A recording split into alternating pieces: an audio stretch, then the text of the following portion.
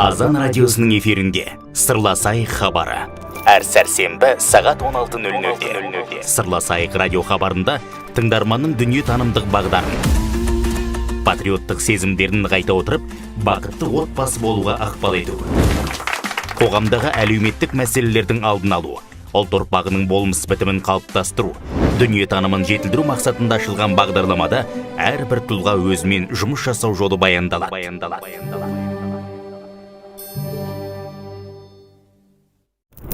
Армысыздар, құрметті радио тыңдармандар, Азан радиосының эфирінде Сырласайық радио хабары.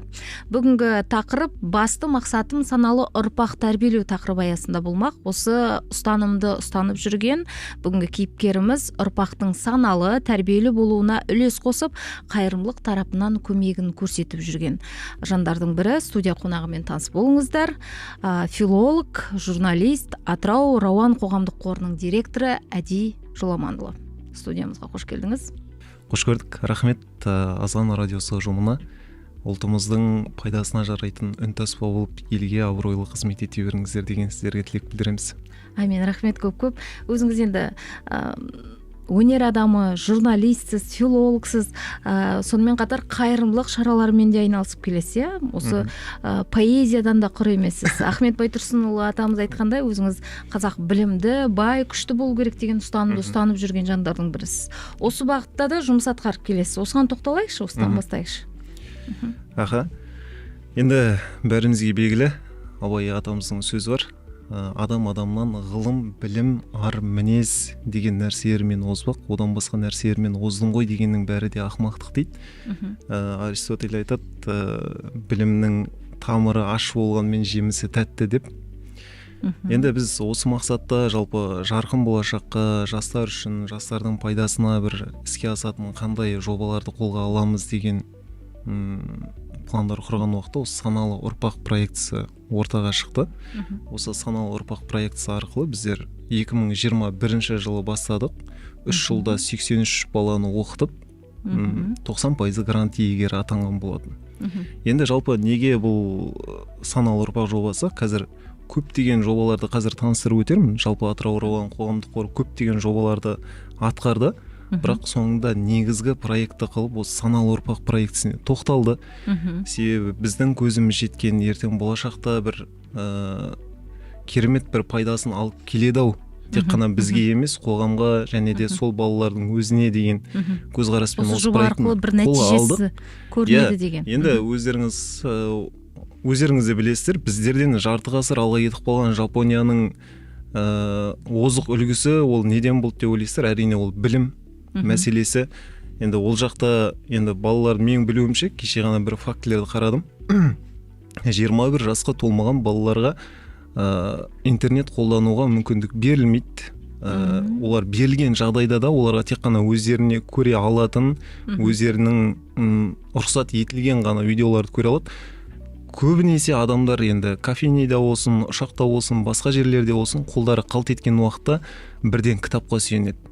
Орташа есеппен Жапонияда жылына бір адамның өзі 170-ке жуық, орташа олардың деңгейіндегі орташа адамның кітап оқитын саны жылына 170 кітап бітіреді екен.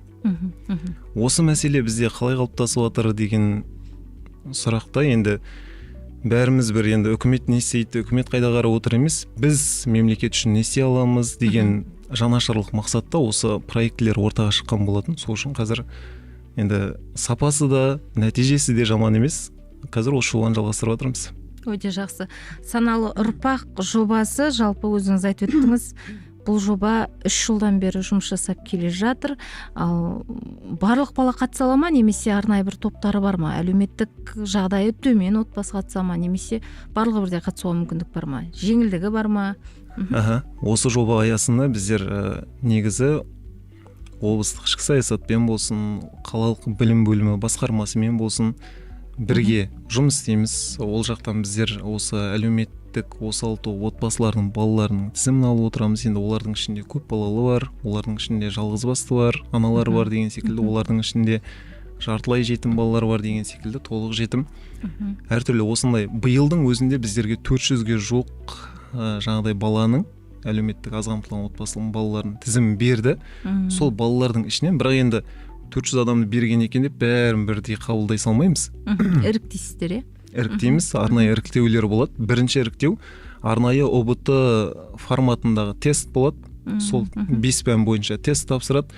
Сол 5 пәннен шекті балл қойғанбыз, 50 балдан асу керек. 50 балдан асқаннан кейін ғана екінші кезеңге өтеді. Екінші кезең осылай баламен диалог болады, ата-анасымен диалог болады, оның жағдайы қаралады, оның айлық табысы қаралады. Содан кейін ғана барып біздер осы саналы ұрпақ проектісіне қабылдаймыз. Проектіге қабылдағаннан кейін біздер қалада белгілі бірнеше жылдан бері жұмыс істеп келе жатыр. Достық білім беру орталығында ОБТ-ға дайындаймыз. Яғни бұл проект 10-11 сынып оқушыларына арналған. Сол жақта ОБТ достық білім беру орталығында ОБТ-ға дайындалады. Сөйтіп қазіргі уақытта біздер 30-ға дейін жаңа айтқандай 83 бала шыққан болатын болса, биыл 30 баланы оқытып жатырмыз. Өте жақсы. Ал тізімі сіздерде алдын ала беріледі ғой, өзіңіз айтқанда іріктеліп алынады. Қазіргі таңда бүгінгі күні осы жылы қанша бала тізімде тұр? Немесе әлі де қосыла ма? 400 баланы бізге спискін берген. Солардың ішінен іріктеп, енді сол тест тапсыруға келгендер бар. Келген уақытта 400 бала түгел келмейді. Енді білімнің маңыздылығын біреу түсінсе, біреу түсіне бермейді. Жаңа айтқандай оның тамыры ащы болғанмен жемісі тәтті деген секілді. 1-2 жыл кәдімгідей бала шыдау керек болады. Кішкене шамалы кедергілер болады, қиындықтар болады. Соның барлығына мойымай жұмыс істеген бала. Біздер енді ол жақта оқыған уақытта айлық оқу ақысын біздер төлеп отырамыз. Және одан бөлек біздерге оларға мотивация беру мақсатында қаладағы болмаса Қазақстан ішіндегі үлкен-үлкен университеттермен таныстыруға жіберіп отырамыз. Яғни қаражатын біз көтеру арқылы тәжірибе алмасу. Енді ашығын айту керек, кейбір көпшілік балалар мүмкін үлкен қалаларға шығып көрмеген, болмаса мысалы бір оқушымызды Грузияға жібердік, Грузияға барып көрмеген деген секілді. Мәселе бұл жерде сол университетті, сол қаланы көрсін, шынымен мүмкін екенін білсін деген мақсатта, шынымен өзінің мамандығына, ертең ОБТ-дан жоғары балл алуына үлкен септігін тигізсін деген мақсатта Алматы СДУ-ға жібергенбіз, Астана IT-ға жібергенбіз, Астана ЕНУ-ға жібергенбіз. Нәтижесінде шынымен біздің оқушыларымыз сол Алматы СДУ-да, Астана ЕНУ-да, Астана IT-да, Ақтөбе Жұбановта деген секілді әртүрлі біздердің оқушыларымыз әртүрлі мамандықта оқып жатыр. Биыл жылы біздердің алғашқы үлкен-үлкен университеттерге шынымен ана жерде университеттерді көріп, шынымен оқыса, дайындалса мүмкіндік бар екенін біліп, біздің де негізгі мақсатымыз сол еді, оқушыларды жіберген. Мысалы бір оқушымызды жазда Грузияға жібергенбіз. Грузияға жіберіп, ол оқушымыз пилот болам деген ойы бар. Биыл 11-ші класс оқып отыр. Қазір енді ОБТ нәтижесін ол баланы ай сайын қарап отырмын. Жаман емес. Параллельно сонымен қоса ол ағылшын тілін үйреніп отыр. Осылай ішінде мұғалімдер де бар, дәрігерлер де бар, пилоттар да бар, инженерлер де бар, әртүрлі мамандық иегерлері бар. Енді мақсат жаңағыдай осы өңіріміздің, еліміздің дамуына бір теңізге тамған тамшыдай болса да үлесімізді қосайық деген мақсатта. Өте жақсы. Ал жаңа айтып өттіңіз, мектеп оқушылары бұрынғыша өз мектебінде білім ошағында білімдерін ала береді, сабаққа дайындығы бойынша тест тапсырады, содан кейін ғана жоғары оқу орнына түсуге мүмкіндік бересіздер, Мына жерде айта кету керек, жақсы еске салып кеттіңіз. Қосымша орталықтарда дайындалады, мектептен тыс уақыттарында, оның сабағына ешқандай кедергі жоқ. Және тағы бір оқушыларымыз бар, бірнеше оқушымыз бар. Достық білім беру орталығының өзінің арнайы мектебі бар, 10-11 сыныптарда оқытатын. Сол жақта біздер іріктеуден жақсы, нәтижесі жақсы деген оқушыларымызды өзіміз іріктеп алып, тағы да сол мектепте оқытамыз. Яғни дарын мектебінде оқуына мүмкіндік бересіз. Дарын дегенде достықтың өзінің платный мектебі бар, биыл ғана ашылған. Сол мектептің өзінде қазір 5-6-10-ға жуық оқушымыз сол жақта білім алып жатыр.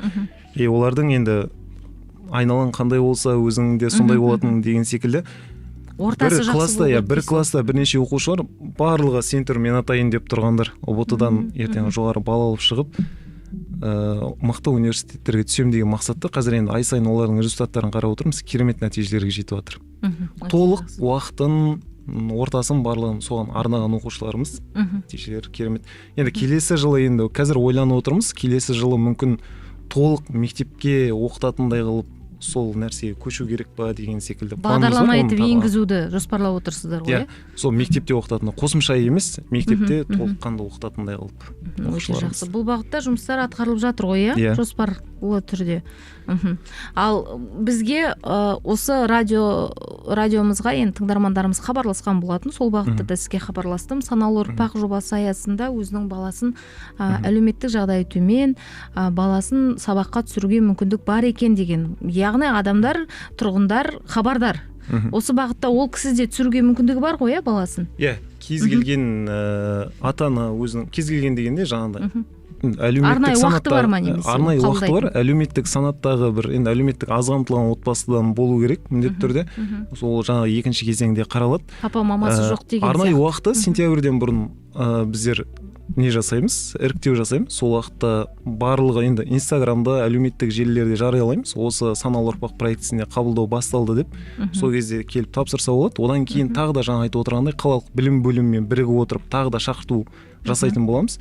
Сол кезде егер біздерге тест қабылдауға келетін болса, егер біздер белгілеп тұрған белгілі шекті балдан асатын болса, әрине қабылдаймыз, ешқандай проблема жоқ. Ауылдан келген балаларда егер менің оқуға мүмкіндігім жоқ еді, бірақ дайындалғым келеді дейтін болатын болса, егер мына жақта жататын жері шешілген оқушы болатын болса, оны қабылдау. Мәселе бұл жерде оқушының өзіне, ынтасына, егер оқимын деген ниетіне байланысты біз қолдан келген мүмкіндікті аямаймыз. Болам деген баланың бетін қақпа белім му деп. Өте жақсы. Ал сонда қазіргі таңда осындай мүмкіндікті жасап отырсыздар. Ал оны жеткізу жағы қалай жүргізіліп жатыр? Жаңа өзіңіз айттыңыз, осындай уақытта болады, қалалық білім бөлімі арқылы білуге болады. Тіптен сіздердің сайттарыңыз арқылы, осы бағытта жұмыс жасап жатсыздар ма? Оны негізі жарнама деп жатамыз, афиша деп жатамыз, хабарландыру деп жатамыз. Басында біздер мектептерге кіріп арнайы жарнамалар жасап жүретінбіз. Негізі мына жерде мына нәрсе де бар. Кейбір көп оқушылар естиді осы нәрсенің бар екенін, бірақ мән бермейді деген секілді. Болмаса олар енді келген уақытта түсініп, ол уақыт өтіп кетеді деген секілді.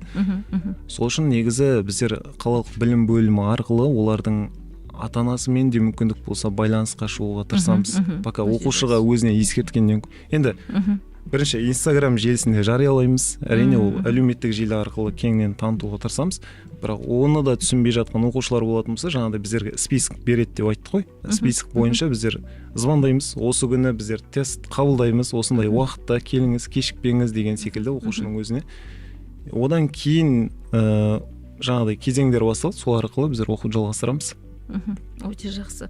Бұл бағытта тағы да қандай жобалар жүзеге асады? Жаңа өзіңіз білім саласында саналы ұрпақты негізгі жоба ретінде алдыңыздар. Одан да басқа жобалар жүргізіліп жатыр ғой, осыған дейін де, енді де жүргізіліп жатқан. Атырау рауанының проектілеріне тоқталып кетейін бе? Жалпы негізі Атырау рауаны 2014 жылы құрылған. Құрылтайшысы Әсет Тёқбаев деген кәсіпкер ағамыз жалпы 10 жылға жуық уақыт аралығында енді бірнеше отбасыға, 2 отбасыға үй берген, бірнеше отбасылардың үйлеріне, қиын жағдайда отбасылардың үйлеріне жөндеу жұмыстарын жасап берген, біздің тілмен айтқан евроремонт. Одан бөлек біздерде береке деген жобамыз бар. Береке жобамыз бойынша енді бір жылдың өзінде 500, 600, 700, 800 отбасыға дейін азық-түлік себеттерін тарату. Осы жылдың өзінде біздер 500 отбасыға тараттық. Жалпы 8 жылдың ішінде 6000 отбасыға азық-түлік себеттерін тараттық. Жалпы облыс бойынша.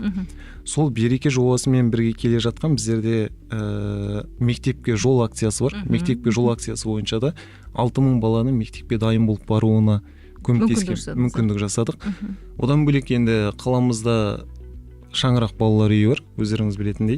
Сол Шаңырақ балалар үйімен де ең керемет күн акциясын ұйымдастырдық бірнеше жыл қатарынан. Ол қандай акция? Енді білесіздер, ол балалар қазіргі уақытта жетім балалар үйінде мүмкіндіктер, жағдайлар барлығы жасалған, қажеттіліктердің барлығы бар деген секілді. Ол жақта жетіспейтін бірақ нәрсе болуы мүмкін, ол ата-ананың мейірімі, қоғамдағы мейірімді адамдардың бір оларға деген вниманиесі деген секілді. Осы мақсатта біздер мынандай шара ұйымдастырған болатынбыз бірнеше жыл қатарынан. Ең керемет күн, осындай волонтер деген осындай жас жұбайларды болмаса кез келген жұбайды алып шығып, ол баласын бір күнге үйіне тастай тұрады, демалыс күн уақытын арнап, сол жақтан бір баланы алып, енді бір ұйымдастырған уақытта 40-қа жуық баланы алып шыққанбыз біздер.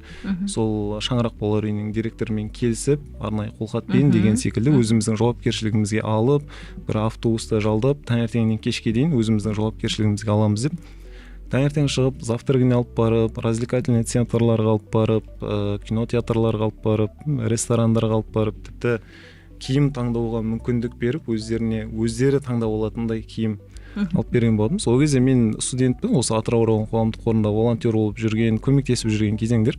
Сол кезде автобуспен сол балалар үйіне қайтып бара жатқан уақытта айтамын ғой, енді кішкене балалар бар ішінде. Жалпы өскенде кім болғың келеді десем, бір ғана күннің әсері өскенде сіздер сияқты аға болғым келеді дейді да. Өскенде сіздер. Сөйтіп бұл жердегі мақсат олар қоғамда жалғыз емес екенін сезіндіру, қоғамда мейірімді адамдардың бар екенін көрсету мақсатына осындай шара ұйымдастырылған болатын. Жалпы одан бөлек тіл курстарына да оқушыларымызды, жалпы бізде тіркеуде тұрған 300-ге жуық отбасы бар қаланың өзінде. Соның 300-ге жуық отбасының кейбір жалғыз басты аналардың 7-8 баласы бар, 5-6 баласы бар деген секілді 1000-ға жуық бала шағасы бар. Олардың өзімізде тұрақты тіркеуде тұрған. Әрине біздерге енді сол отбасыларға көмектесейін деп едім деген кез келген уақытта келген еріктімізге сол списоктың ішінен алып біздер көмек көрсетуге тырысамыз. Одан бөлек сол үйде отырған аналар үшін деп те бір уақыттары тігіншілік курстарын, солардың пайдасына жарайтын бір курстар өткізуге тырыстық деген секілді. Одан бөлек қазіргі уақытта қаншама жұмыстар атқарылып жатыр. Ауылға кітап деген бұл жобадан бұрын мына нәрсені айта кетейін. Президент медаліне ие болғанбыз. Не үшін? Коронавирус кезінде өздеріңіз білесіздер, халқымыз үлкен қиындыққа тап болып, маска таба алмай қиналып қалған кезеңдерінде Атырау аудандық қоғамдық қоры осы кәсіпкерлермен, еріктілермен бірігіп отырып 100 ЭБЛ аппараттар таратқан болатын. Сол кезде біздерге ата-аналар келіп, сіздердің себепкерліктеріңізбен біздердің балаларымыз кішкене өмірінің жалғасуына себепкер болдыңыздар деген ниетпен біздерге алғысын білдіріп кеткен болады. Сол кезде еліміздің президенті Қасым-Жомарт Кемелұлы Тоқаевтың қолынан президент халық алғысы медалін алған болатынбыз. Одан бөлек, көп рахмет. Одан бөлек кейінгі уақытта біздер ауылға кітап жобасын бастадық. Бұл жоба енді Қазақстанның ішінде жүреміз, басқа қалаларды қараймыз, олар қалай жұмыс істеп жатыр, озық немесе біз артта қалдық па, әлде оздық па деген секілді. Осы кітап ал деген үлкен кітап желісін білесіздер. Сол кітап ал желісіне Алматыға барған уақытта танысу сәт түсіп қалды.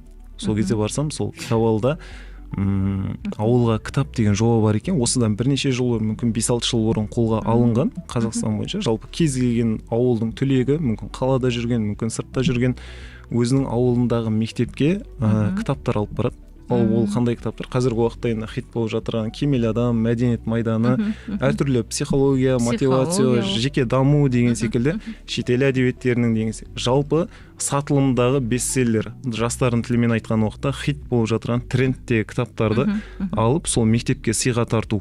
Кітапханасына. Кітапханасына сыйға тарту.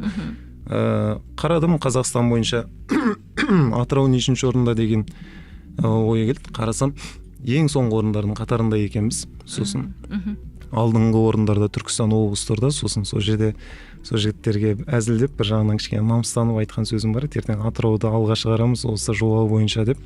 Қазір шынымен біздер 2-ші орынға орналастық. Көтерілдіңіз. 2-ші орынға көтерілдік. Бұл уақытта бұл жерде айта кету керек. Енді бұл бастаманы халыққа түсініктірек болу үшін өзім Сағыз ауылынан шыққан түлекпін. Сағыз ауылында Кенбай орта мектебі бар. Сол Кенбай орта мектебіне өзім енді қасыма жігіттерді алып, басымыз қосылып, 2-3 жігіт болып табыстадық осы кітапты. Әрине олар керемет түрде қарсы алып алып, үлкен лебіздерін білдіріп, мәз-майрам болып қалды. Оқушылар біздер 50 кітапты тапсырған уақытта келесі күні оқушылар 40 кітапты өздерімен бірге алып кеткен. Бұл мұғалімдер керемет алғысын айтып, сол уақытта журналистер, сіздердің әріптестеріңіз келіп, біздер туралы сайттарға жазып, газеттерге беріп таратқан болатын. Нәтижесінде сұранысқа ие болды. Кәдімгі сол сапардан келгеннен кейін күнімен түнімен адамдар звондап, мына проектіге қалай атсалыса аламыз, сіздер арқылы қалай бара аламыз мектептерге деген секілді. Бұл проектіні мен облыстық ішкі саясат басшысы Гүлнұр Сейуова ханымға барып түсіндірген болатын. Осындай ауылға бардық, мынандай кітаптардың спискісі деп кітаптардың спискісін көрсетіп, әрине керемет қабылдап алды деп Гүлнұр ханым айтты, керемет проект екен. Егер басқа ауылдарға, басқа аудандарға бару жоспарларыңыз болатын болса, сіздерді жақсылап күтіп алады деп айтты. Шынымен келесі біздер кітап алып барған Индер ауданы болды. Индер ауданында 5 мектепке алып бардық. Ол жақта енді ауыл әкімдерінен бастап, ол аудандық ішкі саясат басшылары, мектеп директорлары барлығы керемет түрде қарсы алып, оқушылар да мәз-мейрам болып қалды. Қазіргі уақытта осы проект бізде жалғасып жатыр. Келесі енді Махамбет Исатай, Қызылорда аудандары тұр. Ендігі басқа аудандарды қамтуды жоспарлап отырсыздар. Бұған енді кез келген азаматша өзінің үлесін қоса алады. Яғни мен осындай ауылыма, мектебіме барайын деп едім, сый қылып берейін деп едім, осындай кітаптар десе, біз арқылы байланыс жасап бірге барсақ болады. Өте жақсы. Жалпы план енді Қазақстанның алдына шығу, одан бөлек енді кітап білім бұлағы деген секілді, болмаса абай айтқандай артық білім кітапта ерінбей оқып көруге дейді. Жалпы бір оқушымыздың, бір саналы жастың ойының өзгеруіне бір ғана кішкене жаңағыдай теңізге тамған тамшыдай деп айттық қой. Өзгерісіне себепкер болатын болсақ, біздердің үмітіміз ақталды деген сөз деп білеміз. Өте жақсы, қандай керемет жоба. Егер де осындай бастамаларыңыз, жобаларыңыз ары қарай да жүзеге асу жоспарлайтын болсаңыздар, біздің радиомен байланысқа шығып, айтайық, бұл бағытта жұмыс жасайық, бірлесейік. Мен де өте қуаныштымын. Бұндай жобалардың біздің облыста, аудандарда жүзеге асып жатқан қуанарлық жағдай. Неге көмектеспеске, неге кітап апармасқа, бермеске? Біз де өзіміздің ауылымызға, елімізге жіберуге тырысайық. Бұйырса міндетті түрде байланысты боламыз. Одан бөлек кеше енді біз жалпы мынандай Атырау районында қамқоршылық кеңес бар. Қамқоршылық кеңесте 10-ға жуық әртүрлі мамандық иелері, адамдар қызмет етеді. Енді біз жасайтын жоспарларымыздың барлығын сол қамқоршылық кеңеспен ақылдасамыз. Жылдың басында біздер жылдық план құрып қоямыз. Сол жылдық план бойынша біздер өткізіп отырамыз шараларымызды. Енді шараларымыздың барлығы шүкір уақытымен өтіп келе жатыр. Бірақ енді мына ЧС-ға байланысты кейін осы жылы, мысалы осы уақытта сәуір айында біздер марафонда 500 адамға марафон ұйымдастыру ойымыз болып еді, бірақ ЧС-ға байланысты тоқтап қалдық деген секілді. Және де қазір ЧС жағдайында біздер енді айтып отырмыз ғой, халықтың басына әлде бір қиындықтары мүмкін келген уақытта қасынан табылуға тырысамыз. ЧС жағдайында біздердің 500-ге жуық волонтеріміз осы жайық жағасын бекітуге қол көмек көрсеткен болатын. Жалпы осы Ақтөбе дем басталды ғой, жалпы бұл айтып келмейтін апат, су апаты, су тасқыны. Ақтөбеге енді қолымыздан келгенімше 500 мың теңге қаражат аудардық, біздің тарапымыздан деп, Атырау район қоғамдық қорының атынан деп, және одан бөлек Орал, Батыс Қазақстан облысында да осы жағдай қайталанған өздеріңіз көріп отырсыздар. Сол Орал қаласына да 500 мың теңге қаржылай көмек көрсеткен болатынбыз. Одан бөлек сол Ақтөбеден келген су тасқыны біздің Қызылоға ауданына дейін жетті. Қызылоғада енді қызылоғалық әріптестеріміз бар. Сағыз енді өзіміздің ауылымыз бірнеше күн қатарынан сол сумен күресіп, бірнеше бөгет салып, мысалы Миялдың өзінде 7 бөгет салған, Сағыздың өзінде 3 бөгет салған, соңғысында келіп тоқтаған деген секілді. Олардың енді күрескерлігін, қайтпас қажыр қайратын көріп отырмыз. Қызылоғалықтардың ауызбіршілігін көрдік. Жалпы осы уақыт біздер еліміздің бір бірлігін, еліміздің бір адамдардың бір-біріне жақын екенін, көмек көрсетуге әрқашанда дайын екенін өз басым солай көрдім, сондай көзқараста болдым. Адамдар бір-бірінің қасынан табылуға асықты осындай қиын сәттерде. Осы Қызылоға ауданына да гуманитарлық көмектер, жаңағыдай материалдық көмектер қажет болған уақытта жіберген болатынбыз. Одан бөлек енді қазір Атыраудағы жағдайға байланысты енді басында өздеріңіз білесіздер, қапшықтар жетпей жатты. 7-8 мың қапшық таратқан болатынбыз, 1000-ға жуық волонтерларға қызмет көрсетіп жүрген тамақ таратқан болатынбыз. Одан бөлек гуманитарлық көмек қабылдайтын орталықтарға азық-түліктер жеткізген болатынбыз. Одан бөлек енді қазіргі уақытта тағы да сбор ашып қойғанбыз. Осы Атырау облысындағы болуы мүмкін су апатына байланысты, болмаса Құлсары қаласында су апатынан зардап шеккен отбасыларға көмек көрсету мақсатында сбор ашылды.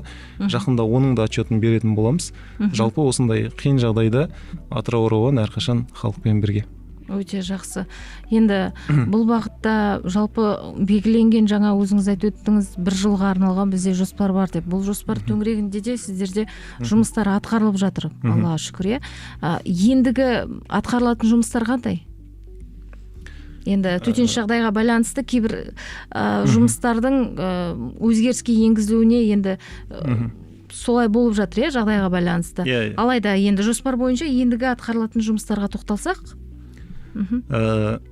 Біздер жалпы жылдың басында жасаған жұмыстардан бастап бөлісе кетейін. Жылдың басында біздер қазақша квиз, Нұрлан Азамат мырза ұйымдастырып жүрген қазақша квиз білімдер сайысын білесіздер. Сол нәрсе, сол ойынды, интеллектуалды ойынды біздер Атыраудан ұйымдастырылмаған болатын. Сол нәрсе өте қатты сұраныста болғаннан кейін ойымда жүрді, ұйымдастырып. Керек еді біздің волонтерларға деп, жалпы қызығушылығы бар білімді волонтерларға деп. Осы Ренессанс қонақ үйінде 200 адамға ұйымдастырдыңыздар. Қазақша квиз ұйымдастырған болатынбыз. Одан бөлек ярмарка деп айтамыз ғой, жаңағыдай. Жәрмеңке осы қаламыздағы әртүрлі ресторандармен жолығып, олардан тамақтарын алып, ақшалары қайырымдылыққа кететіндей қылып. Неге бұл шараларды ұйымдастырамыз? Себебі жаңа айтып отырған саналы ұрпақ жобасына біздер бірнеше мыңдаған ақша төлеп отырмыз ай сайын достық білім беру орталықтарына. Сол қаражаттарды шығару мақсатында осындай шаралар ұйымдастырылады негізінде. Сол жаңағыдай жәрмеңкеге 400-ден астам 500-ге жуық адам келген болатын. Солардан түскен қаражаттың барлығын біздер жаңағыдай достық білім беру орталығына аударып отырдық деген секілді. Одан бөлек жаңа айтып отырған жайық жағасында 400-500 адамға марафон ұйымдастырамыз ба деген ойымыз болды. Бірақ енді қазіргі жағдайға байланысты тұрып қалды. Енді қазіргі уақытта осыдан мамыр айында тағы да жәрмеңке өткіземіз ба деген планымыз болды. Бірақ енді жаңағыдай 400-500 сұраныста болғаннан кейін адамдар Инстаграм арқылы көреді, бір-бірінен солай келеді. Бірнеше адам келеді деп күтеміз. Сол уақытта біздер кішкене ресторандар болатын болса сыймай қалатын сияқты болды. Сол үшін выставочный залға алып, сол жақта өткіземіз ба деген ой болды. Бірақ енді қазіргі уақыт, ол жер қазіргі уақытта гуманитарлық көмек қабылдайтын орталық болып бекітіліп тұр. Сол үшін оның уақыты тағы да белгісіз болып тұр, мына жағдайға байланысты. Одан кейін тағы да августте біздер мектепке жол акциясын ұйымдастыратын боламыз. Одан кейін тағы да біздер жаңа айттық қой, 500 отбасыға азық-түлік тараттық деп. Тағы да жоспарымыз бар, облыс бойынша тағы да 500 отбасыға азық-түлік себеттерін таратамыз ба деген ойымыз бар. Және де осылардың барлығын жасап, жылдың соңында тағы да біздер есеп беру бір жұмысын өткіземіз. Жоспарымыз бар. Атырау Рауан қоғамдық қорының жалпы барлық осындай игі шаралар жұмыс жасап жатыр. Көптеген көмек қолдары созылып жатыр. Алайда мемлекет тарапынан сіздерге көрсетіліп жатқан көмектер бар ма? Қаражат жағынан, басқалай жағынан? Осы саналы ұрпақ проектісіне біздер былтырғы жылы қаржы табылмай қалған болатын. Бірнеше оқушы, 40-қа жуық оқушы оқыды. Аз ақша емес. Аз ақша емес. Бірнеше миллион. Жоба болғаннан кейін. Дәурен Сейткалиев деген Атырау фонд әлеуметтік дамыту корпоративті қорының басшысы Дәурен Сейткалиев біздерге келген. Сіздердің осындай жобаларыңыз бар, танысайын деп едім деп. Осы саналы ұрпақ жобасын таныстырған болатынбыз. Сол уақытта сіздердің проектлеріңіз өте жақсы ұнады біздерге. Нәтижесіне де сенеміз. Қандай қажеттіліктер, қандай көмек керек болып жатыр сіздерге деп біздер сол уақытта айтқанбыз. Біздер қазіргі уақытта қаражат жағынан қиналып жатырмыз деп. Солай облыс әкімдігі тарапынан біздерге 8 миллионға жуық қаражатты бөлген болатын. Өте жақсы. Қолдау табылды. Қолдау табылады. Және одан бөлек азаматтық орталықтың ұйымдастыратын әртүрлі гранттарында, үкіметтік емес ұйымдарға арналған гранттарға қатысып, бірнеше рет жүлделі болғанбыз, гранттарын ұтқанбыз. Өте жақсы. Осындай конкурстарға, байқауларға қатысып та өздеріңіздің бақтарыңызды сынап, бір жағынан қаражат жағынан да өздеріңізді қамтамасыз етіп отырсыздар. Өте жақсы. Қомақты үлкен жобаларды қолға алғаннан кейін, әрине мен неге бұл сұрақты қойып отырмын сіздерге? Өйткені қаражатты қажет етеді. Ал қаражат әрине ол өздеріңіздің қалталарыңыздан шығару, қайырымдылық жәрмеңкелерін өткізу, ол күнде бірдей қаражаттың орнын толтырмай, сол себептен сұрап отырмын. Өте жақсы. Осы жерде айта кету керек, үлкен жобаларға қаражатты қайдан аласыңдар деген. Біздер уже 10 жылдық жұмыс жасап жатырған болғаннан кейін адамдардың сенімі де бар. Одан бөлек біздер шетелдік компаниялармен де жұмыс істейміз. Шетелдік компаниялармен жұмыс істеп, ол жақта да біздер осы проектілерімізді қорғап, олар да біздерге сенеді.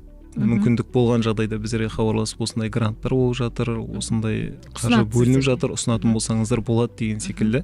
Одан бөлек жергілікті өзіміздің кәсіпкерлермен де жұмыс істеп, осы проектілерімізді ұсынып отырамыз. Сол арқылы проектілеріміз жүзеге асып жатыр.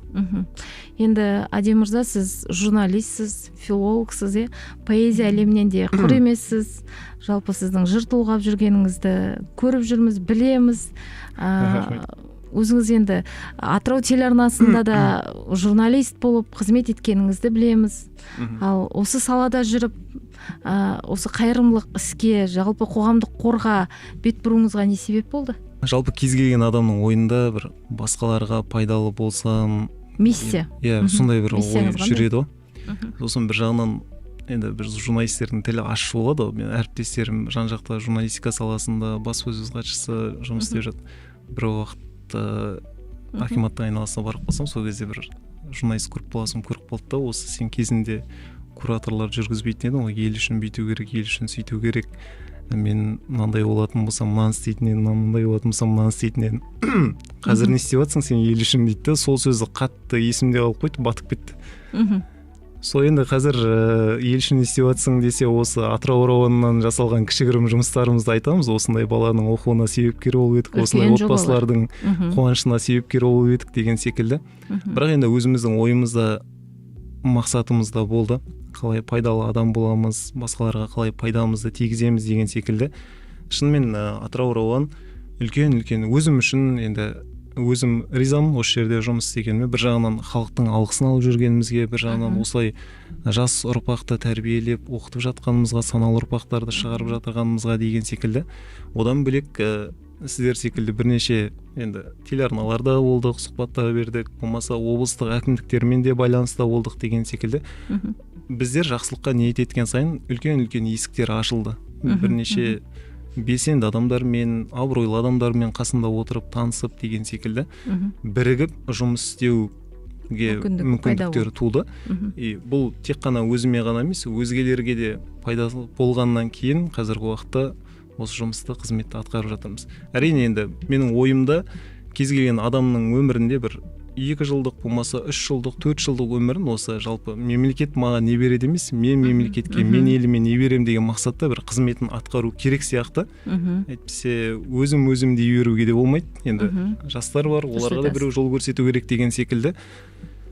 Егер осындай мақсатта жұмыс істейтін болсақ, қызмет атқаратын болсақ, Қазақстан керемет бір болашақ, жарқын болашаққа айналады деген сенімдемін. Енді сіздің жыр толғайтыныңызды білеміз, өлең жолдарын айтатыныңызды. Енді мүмкіндік болса, сіздің сүйіп оқитын өлең жолыңызды сұрасақ, кімді үлгі тұтасыз? Қай жазушыны жақсы көріп оқисыз, жастанып оқисыз? Жазушы демекші, осы поэзия әлемінде енді орны бөлек тұлғалардың бірі Мұхтар Шаханов қой жалпы.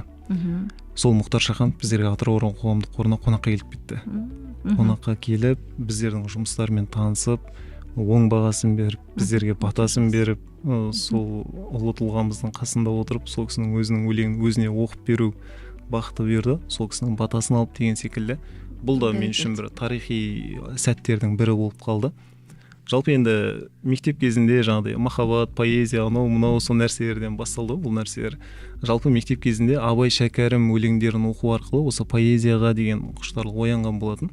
Біздің мектепте Абай Шәкәрім оқуларынан жарыстар өткізіліп тұрады, облыстық, республикалық. Сөйтіп ұстаздарымыздың осылай дайындауымен, жетекшілігімен Абай Шәкәрім жарыстарында біз 300 өлең жаттап алған. Абай Шәкәрімнің бірнеше қара сөздерін жаттап, сөйтіп жарыстарға қатысып, облыстық, республикалық жарыстарға шығып деген секілді. Содан осы нәрселер енді қазіргі уақытта кішкене мән мағынасы бар нәрселерге көбірек көңіл бөлеміз. Адам жасы ұлғайған сайын солай болады. Бұл нәрселер. Бірақ енді сол кезде мұғалімдеріме, ұстаздарыма зор алғыс білдіремін. Сол әдебиетке біздерге жақын қылып, құштарлығымызды ашқан үшін. оның мән мағынасымен өмір сүру қазіргі уақытта біздерге пайдасын тигізіп отыр. Ол уақытта тек қана жаттау үшін, жарысқа қатысу үшін ғана жаттап алған болатын болсақ, қазіргі уақытта Абайдың қара сөздеріне бойлап, кішкене өмірлік ұстанымға айналдырып деген секілді пайдасын тигізіп отыр. Зор алғысым білдіремін осы жерде ұстаздарыма. Жалпы енді қысқа нұсқа оқып жіберейін. Ершат Хайбулдин бауырымыздың «Ей адамдар» деген өлеңі бар. Ей адамдар, тоқтаңдаршы, қараңдар айналаға. Не болып кеткенсіңдер, мақсатың пайда ғана. Ағайын туысқанмен кездесіп тойда ғана өтірік беттен сүйіп, өтірік аймалама. Қаланы қоя қойшы, сырласы айна ғана. Сыры жұмбақ адамдар жүргендей айда дара, ауылда соған еріп, кетіп тау майдалана. Көршіге көрші кірмей тұрғандай айдалада, мынаумен аралас деп айтасың қай балаңа. Бәсеке бір-бірімен әйтпесе бәйгалама. Адамдар, болайықшы, арамдық ойданада, денеңді бостада, санаңды лайламада. Аспанға, айға қара, ай менен сайға қара, сыйластық деген сезім сендерге жай ғана ма? Мынаумен аралас деп айтасың қай балаңа. Анамыз құрсағында 9 ай көтергенде, мақсатың байлық жинау, мансабың бай ғана ма? Деген осындай қысқа өлеңі бар. Өте жақсы, қандай мағыналы. Рахмет. Енді бұл шығарма. Жаңа айтып отырмыз ғой, Абайдың қара сөздерінде жаттаған болатынымыз, Абай Шәкәрім өлеңдерін оқыдық деп. Шәкәрімнің өлеңі бар, адамдық борышың деген. Адамдық борышың халқыңа еңбек қыл, ақ жолдан айныма, арсақта оны біл. Талаптан да білім мен өнер үйрен, білімсіз өнерсіз болады ақыл тол.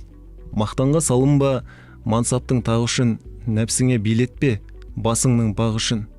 Жоба тап, жол көрсет, келешек қам үшін. Қайтадан қайырылып қауымға келмейсің, барыңды нәріңді тірлікте бергейсің. Ғибрат алар артыңа із қалдырсаң, мәңгілік шын бақыт осын өлмейсің дейді. Өте жақсы, бәрекелді. Қандай күшті. Мән мағыналы біздің енді жалпы ұлы тұлғаларымыздың біраз сөздерді бірнеше ғана сөйлемдермен сыйғызып біздің өмірлік ұстанымымызға айналатындай қылып әдемі келтіріп кеткен ғой жалпы. Сол үшін де мен жастарға көбірек кітап оқуға, көбірек біздердің ұлы тұлғаларымыздың еңбектерімен танысуға негізі кеңес берер едім. Өте жақсы.